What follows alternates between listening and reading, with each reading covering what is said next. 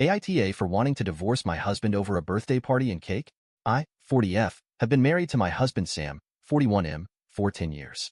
We have 4 children, 22, 16, 14 and 11. And up until the last few months, I genuinely thought that we could work through anything. This is not the only situation that has happened in the last few years, just the one that finally broke me.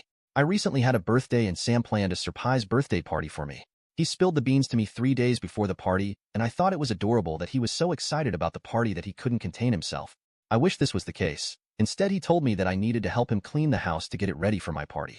Yes, you read that right. I needed to prepare food and set the house for my own party. I agreed to clean to keep the peace, but was upset. The day of the party quickly came, and I was devastated to learn that he didn't invite most of my friends or family. He claimed that he didn't know how to contact them.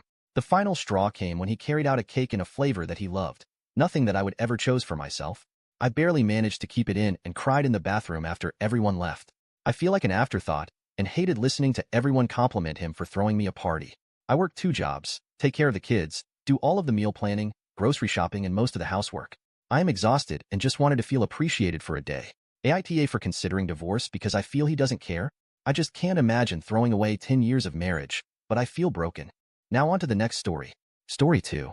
AITA for telling it my sister she got what SE deserved after our older brother beat and choked her.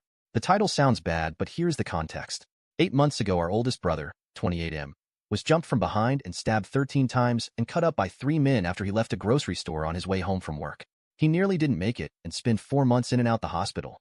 They stole his phone, wallet, everything he had on him, and took the car as well, skipping all the legal stuff.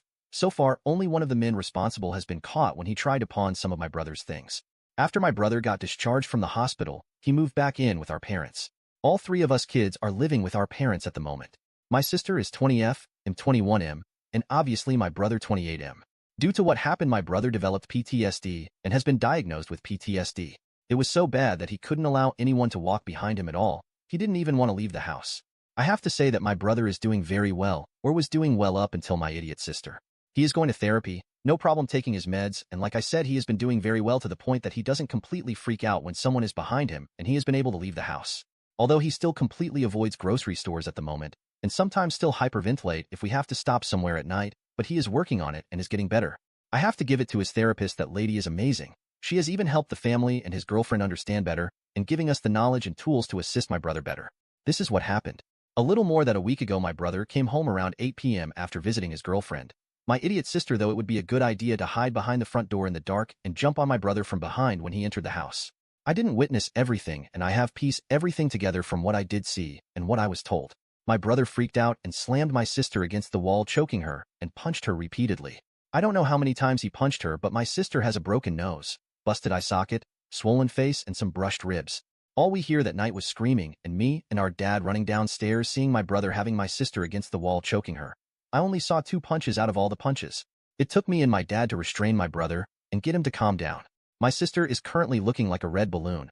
She was taken to the hospital, nothing more serious other than the injuries said above. I don't know if there will be any legal troubles for my brother, but nothing has happened so far. We all gave our statements. Even my brother, but he doesn't remember much. He remembers walking into the house and then blank.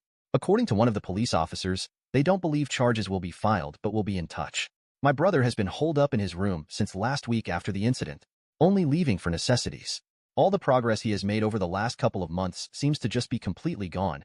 He is basically the same as he was the day he left the hospital. I overheard my sister in our living room this morning on the phone. I don't know who she was talking to, but all I could hear from my sister is her complaining about being hurt. I understand, but I got pissed off when she called our brother a monster.